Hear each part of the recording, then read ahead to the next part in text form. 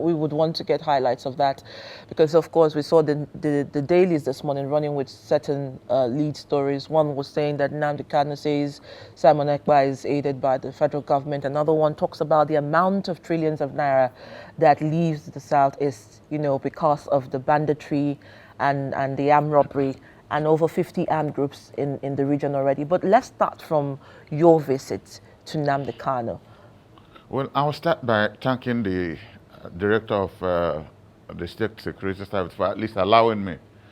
It's one area of government that I visited, and it looked like you're in Europe. Good process. Nobody wasted your time. All the screening processes went, quite on time. And when it was time for me to go visit him, one or two persons escorted me to where I was supposed to meet with him. And I must admit, it's one of the most emotional times of my life. First, that I saw a very brilliant Nigerian, extraordinarily brilliant Nigerian, well-spoken, very, very intelligent, who knew what he was fighting for. And we embraced ourselves more than 10 times. It became very, very touchy for both of us. And I asked him, why did you invite me? He said, because he knows I will say the truth of what he has told others and they didn't want to believe. So the essence of it was that he wanted me to tell, especially the Southeasterners, that he does not support the sit-at-home in any form. If they did it once as a symbolic gesture, yes, it's appreciated, but not to make it a regular feature from 1 day to 1 week to 2 weeks. Now, who does that to his own people? That if Ekpe or whomsoever he is supporting him, you don't create a double jeopardy for our people. Every Monday, nobody does anything. Some people depend on either their wheelbarrows or trucks or keke to make living, to maintain their families. How can he be inflicting pain on his people? It's a very simple thing. And that the handwritten note that was circulated, that he wrote it. That is not fake. He wrote it, that I should say so. That he does not support it. So I promised him that I'm not getting any younger. I will try to make out time to go to Finland. I've already sent messages, because this is not the time of warmongering now. And I have to see this Ekpe and say, what's your problem? Because if he doesn't listen, I've seen the reply he made, which gives me the tendency to believe that some people are sponsoring him. If you want to be leader of your people, will you be leader of the dead or the living? He's from Ebonyi State, I understand. And the other day I was looking on social media where people supposedly representing him were firing all over the place. And a small child of under 1 year was abandoned by his or her parents, and they ran away. And I was just most weeping, praying God, let bullet not touch this small child. And I hope nothing happened to him or her. Is that the nature of the leadership? And this is the worry. These are the worries that Nnamdi Kanu has. So he's not aware of Simon Ekpa's, representation of him. He knows that Simon Ekpa was supporting him because of the interest of justice. But they have thrown it into another dimension. Because I read what he was saying, that he's prime minister of Biafra in exile. It's sad for me. Not after fighting for Biafra, and somebody tells me you're prime minister in exile, where you're taking orange juice, you're a citizen of Finland, living comfortably in security, and your people here are almost in desolate, nothing to eat, no petrol, nothing, and you're still threatening them that they won't go to work on Monday. Is that love? It is not love. This is where Nnamdi Kanu disagrees completely with what they are doing. And he said I should say so, that he does not support sit-at-home, that their people should be allowed to make a living. He stands for justice, but you cannot have justice without peace. You have to address peace by addressing justice. So it's a problem. Oh. And like I said, I've started the contact making. I probably will wait until the tribunal, verdict is out. Yesterday I spent time trying to get in touch with the Finnish embassy to see how I can get, because I need to go and see the young man and really find out what is going on with him. Because our people cannot continue this way. We can't continue this way. All right, so in essence, people would say Simon Ekpa is hiding away under the protection of the Finland government, and the sit-at-home is happening here, lives have been lost, and he's covered and embraced by the protection he enjoys away from Nigeria. But then you also find out this man may not be acting in isolation. There are young people here who take orders from him, who are maiming, who are looting, who are the ones carrying out the damage. So how does the state come into this play? Because I know that oftentimes several governors, one was the last comment from Governor Hope Uzodinma, who said they should ask Simon Ekpa to return home, to sit at home with them if he needs to enforce that law. So what is the role? I mean, what has been the role of the government, speaking for Nnamdi and also trying to end this saga? But if you remember, maybe about a year ago on this platform, I had said if we had serious governance in the Southeast, I don't care whether you're APC, PDP, now we have two APC governments, one APGA, one PDP, and one Labour. I'm not interested in the nomenclature of where you're coming from. I'm interested in seeing the 5 governors we have sit down and know that the protection of our people lies squarely on their hands. This crying of Sana did that, these are because there are lacunas here and there that they are exploiting. If a governor is in charge, if I'm in charge of a state, I bet you cannot enter my state and just do anything you like. You can't. You can't. It just means that people are not using their brain. Because people voted for you, you're part of that state, you know what is going on in that state. Once in a while, one or two persons can smuggle themselves into the state and do one or two nonsense and escape, but it won't be a regular feature. 2 days ago or 3 days ago, I was seeing the social media where a Reverend sister was almost, bastardized, beaten up, her face swollen in Anambra State. Reverend fathers are kidnapped, some killed. So it become a way of life. Our governors have to decide. It's not a matter of Hope Uzodinma talking and Enugu governor talking and that one. They have to have a concerted effort. Come to the federal government, because the whole problem, people are also exploiting the fact that Nnamdi Kanu is detained. And they push it under that is what they are fighting for. Which is unfortunate. Because if our 5 governors and 15 senators and our members of the federal house have effectively pushed this government, and by this government I mean from Buhari's government, what is the offense of Nnamdi Kanu? I asked. Nobody has been able to tell me. When some Igbo leaders met Buhari, he said that the judicial process has to take its course. The judicial process took its course, and the Court of Appeal, of all courts, discharged him of all the charges against him. For the first time in the history of any legal process in the world, Malami, who was then the most dishonest attorney general this country has ever had, ran to a judge, and I think that judge is now the chairman of the Presidential Appeal Committee, ran to him, and he granted an order for keeping Nnamdi Kanu in detention. It's unheard of anywhere in law. So you don't understand really what is going on in this country, that nobody is interested in obeying the rule of law, because I believe the processes Tinubu has passed in his life, especially the fight he joined Abiola to do in 2012 election, he should be one person to appreciate what rule of law means. And I have said this once or twice, and I don't think he's appreciating what it means. Because if he releases this boy, he will be a walking piece of history. He will be a walking piece of history if he releases this boy. He's not releasing him because he likes his faith, but because the courts have said so. And I believe either a President Atiku Abubakar or a President Peter Obi will release him. They will obey the rule of law. There's no reason why that boy will be languishing in prison. I was happy that he has made me to be his political advisor, telling what is going on in his place and what for us to do to move our people forward. And it's a job I have gladly accepted to do for him. And I'll try as much as possible to see him from time to time. But to be able to coordinate it, I have to travel to Finland to see this man and know what his problem is. I mean, stay in the South. People don't come home. Our young men and women don't come home anymore. All wedding ceremonies. This is one festival Igbos enjoy. Wine carrying, wedding. Everybody in the village is expectant of that. It doesn't happen anymore. We're now doing it in Lagos and in other cities. It's unfortunate for somebody to tell his people not to move out on Monday. It's a pity. Okay, I mean, in terms of the facts and history, some people would also say, especially some scholars, historians, such as yourself, would go back in memory to the year 2003 when Chief Odumegwu Ojukwu visited, I beg your pardon, Ojukwu visited Buhari in Daura, and they had a conversation. And one of the things that came out of that analysis was that Nigeria must remain one, and the hate messages must end. However, with the incarceration of Nnamdi Kanu, does it seem like that conversation is being practiced in real time? If you remember, I mentioned that on this platform about 2 years ago. I said we were 6 of us, General Odumegwu Ojukwu, invited to tell us that the Buhari had asked him to come to Buhari to discuss about the future of this country.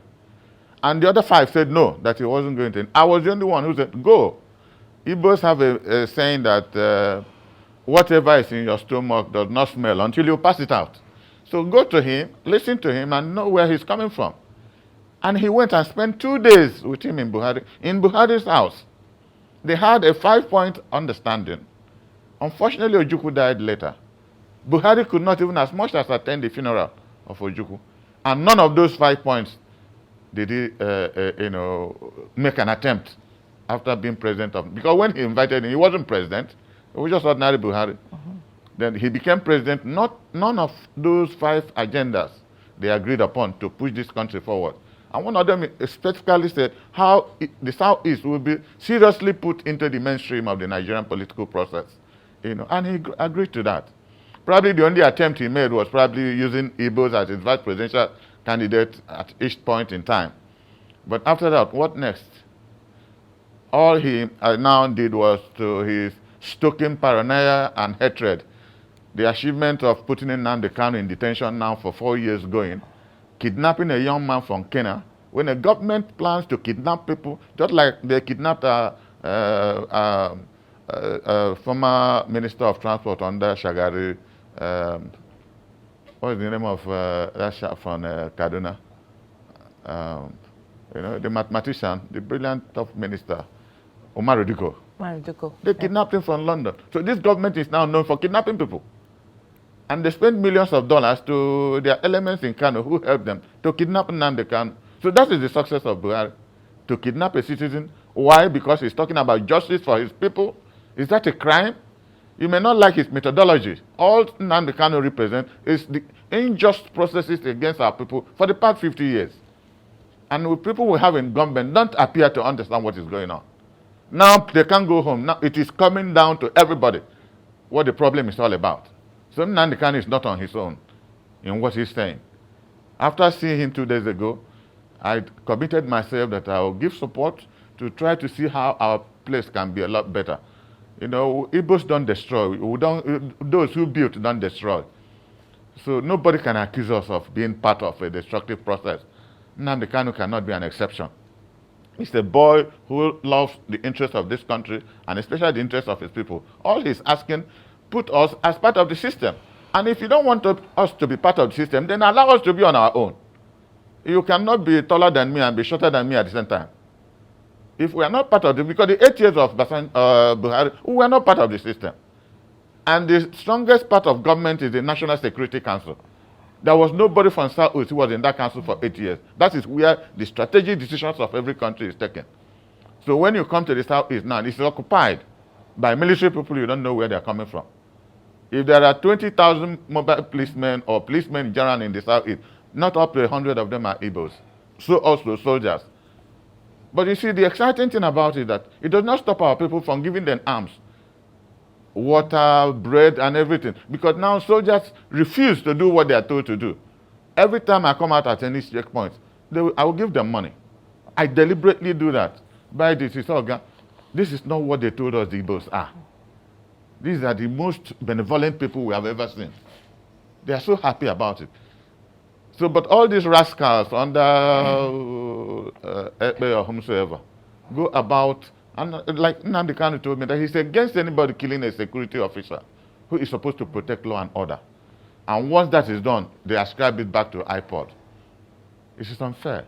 Now, I hear you say that most of them are not of the southeastern origin. I mean, you talked about some of the military there, but some people have also argued that the Southeast region has turned into a war zone without any external aggressor.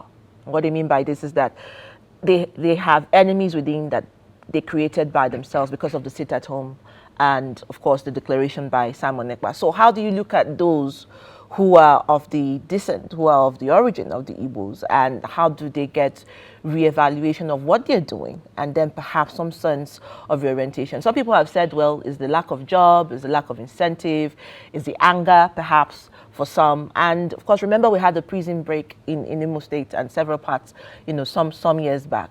So really, is there a collaboration, even with those within which you've mentioned that are not of the Igbo descent, with those of the Igbo descent within? Well, I will address that by first saying the nature of leadership we now have in the Southeast is pretty unfortunate, because we have presidents, Nnamdi Azikiwe, Emaya Okpara, Alvan Ikoku, SG Koku, Simon Bakwe, Dr.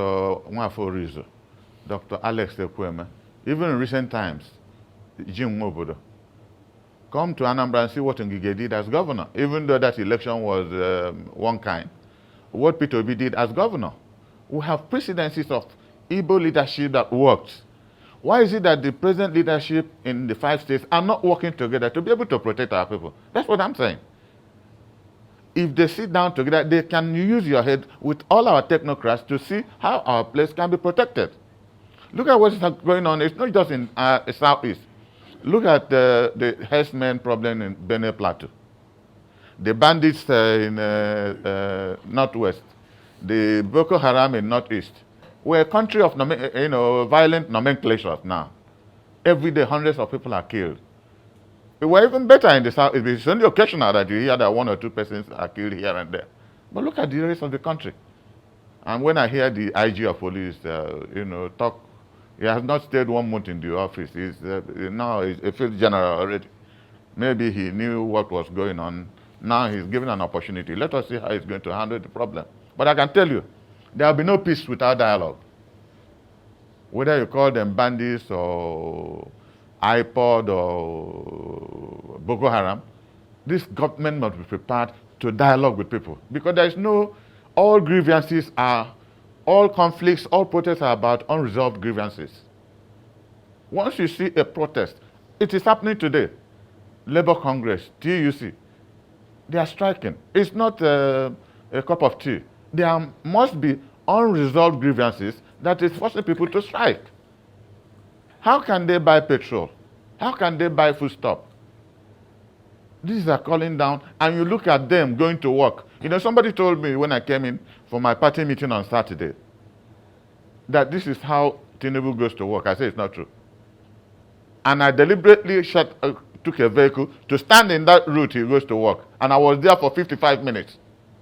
And an entourage of nearly 60 vehicles. 60 vehicles. He passed with 60 vehicles.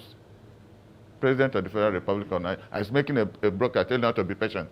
How can we be patient for those who are dying? And I was looking at the Speaker of the Federal House and the President of the Senate coming to work in a luxurious Mercedes. You don't know where they flew it in from. These are people who, most of their states have been flooded with water. So it is unfortunate, the kind of leadership we have. Are they coming from villages? Do they fall from the air? And then Nnamdi Kanu becomes the issue. How can the young man become the issue? When the youth of this country have been abandoned to their fate, anything that happens, they send Nnamdi Kanu. Why? Because he's asking for justice for his people? Is that it? If that is terror, and I so declare, he is not a terrorist. If defending the interests of your people is terrorism, let me be counted as one of them. Because, I take this word from your mouth. A lot of democracy advocates and activists, including Showere and many, have said that Nnamdi Kanu is a political prisoner. Yes. Some have called him a prisoner of conscience. And some have said if they allow him to die in prison or incarcerated, he becomes a martyr. So I know you visited him, you spoke to him. What kind of state is he in? What is his health status? Well, I'm not medical. My wife is a professor of medicine. That does not give me the advantage of being a doctor, but he spoke so brilliantly. He was very happy seeing me. So he was looking hale and hearty, and it gave me a lot of joy. And he said, Uncle, if you will be coming from time to time, you will make me a lot happier. And I promised him, once they will allow me to come, I will be coming to see him until we're able to sort out this problem. Because I told them, if this government was a little intelligent, if they bring out Nnamdi Kanu today, there will be 80% peace in the Southeast. Let me not say 100%. There will be more than 80% peace in the southeast. So remaining 20%. Remaining 20%, so where which would that can come be managed. from? That one will be easy to manage. Because a lot of people are basing the argument of the local violence here. Nnamdi Kanu is being detained. Let them get him out, because the court has discharged him. He's no more under any legal stronghold of government. He has been discharged by a court of competent jurisdiction, the Appeal Court of the Federal Republic of Nigeria. Let them bring him out. I guarantee that. Do you think the federal government is weary of something? Is there something that they're not saying that they're afraid of if Nnamdi Kanu gets released? Or is there more to it than Mr. Yai? I don't want to go back to Buhari. It is hatred. All these things revolves about Muhammadu Buhari. And I tell you, honestly. Because if you check the course of how, after the 1984 coup, what he did, he put Buhari, Shagari in a guest house and put Ekweme in what is this prison in the prison in Apapa? This horrible prison in Apapa. Kiri. That's why he put him. Until Babangida then came and brought him out. He accused Ekweme of being involved in everything NPN did. They came out to see that the money the man had before he went in, he used more than half of it, paying for people's school fees. Never awarded one contract, never received a kobo. This same Buhari. And now his 8 years as chairman of PTF, not one project did he do in the whole of Eastern region. Not one. Apart from buying a few vehicles for teaching hospitals. But go to Kaduna and Lagos and see what they used PTF money to do. 8 years of his governance.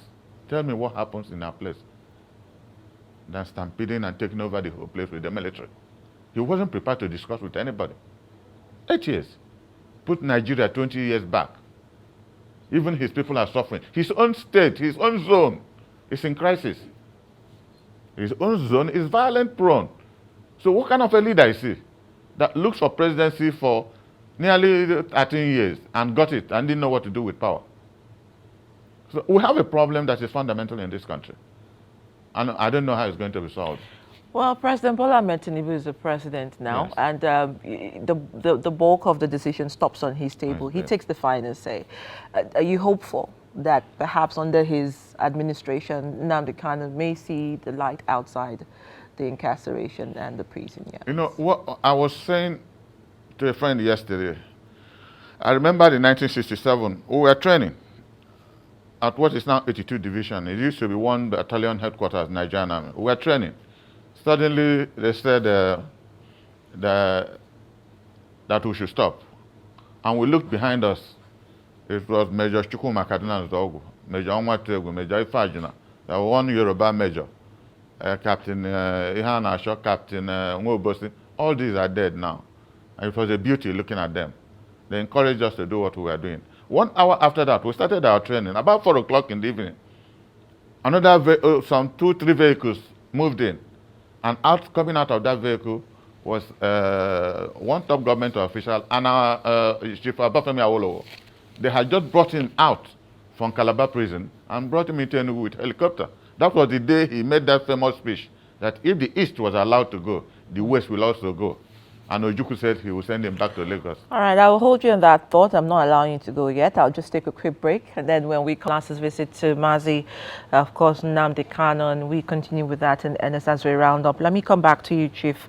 A lot of people, I know I asked you this somehow, but someone also has put it through that perhaps the only way to go about this is to have a political solution, have the president discuss with the elites from the Southeast. But do you think that they are prepared to do that, considering the fact that, one, the president also is in court trying to have, an outcome from that process? Do you think that there will be some sense of dedication to it in this interim? Well, I was trying to say something about Awolowo. Yes. What Ojukwu did. It wasn't, he was sentenced to life imprisonment and kept in Calabar prison. They had killed the Ulasi, but Ojukwu brought him out from that prison into Enugu, and that was where he made the famous statement, if the East is allowed to go, the West will also go. Even though most leaders of the East then told Ojukwu, let him stay here for some time, let's see what Gowon is doing in Lagos. He refused and said he should go. As soon as he landed Lagos, they made him Minister of Finance and Vice Chairman of the Federal Executive Council. And he used starvation as an instrument of war.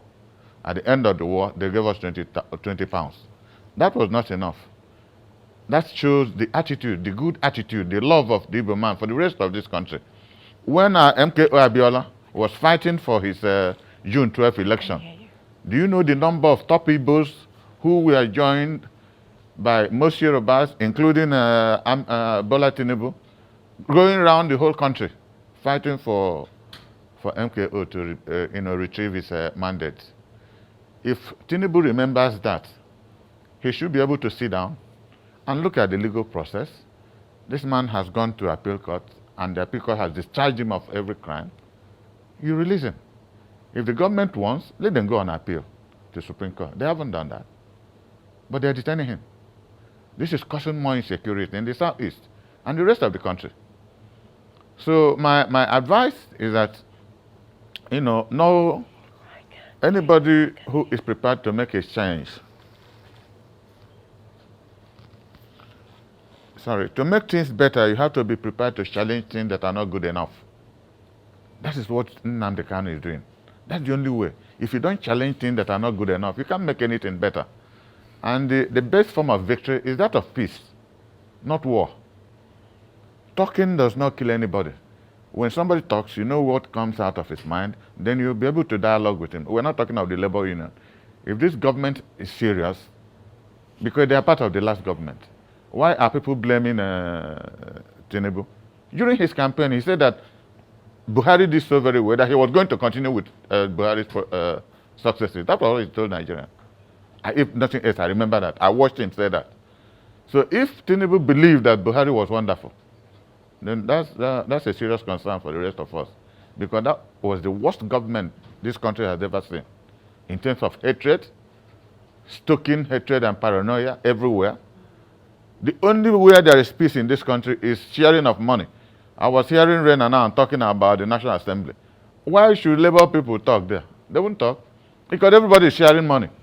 It's only in sharing and stealing of money that's unity in the Federal Republic of Nigeria. Nobody is talking of infrastructure. Nobody is talking that in 774 local governments, water is not running anywhere.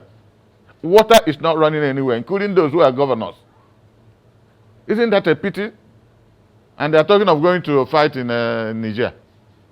So they're crazy. I have read what about 3 or 4 countries that have military governments in them have threatened them or asked them, let them try it. So look, I think we have to have a reorganization, a mental reorganization of the whole processes of governance in this country. This money is becoming too much. Because if you look at the suffering Nigerians are passing through, and yesterday I was watching Akpabio coming to work with a Mercedes that will not be, only God knows the amount of money they used to buy it. And you can see the exuberance of somebody whose brothers and sisters are suffering and dying in this country. The speaker comes in the same manner. The president goes to work in the same manner. And you want people to be patient. As they are patient, they are dying.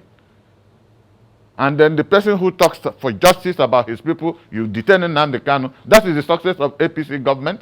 And there were people from the southeast who were in that government for 8 years. They never opened their mouth any day to talk about it. What has he done? And the people don't even know that when he was kidnapped in Kenya, they injected something into his body for nearly 8 hours. They thought he had died. And God brought him to life. That young man has passed through a lot of problems that our people should give him support. Because he's not asking for anything unusual. What is he asking? Let us be included in the process called Nigeria, if he's going to work.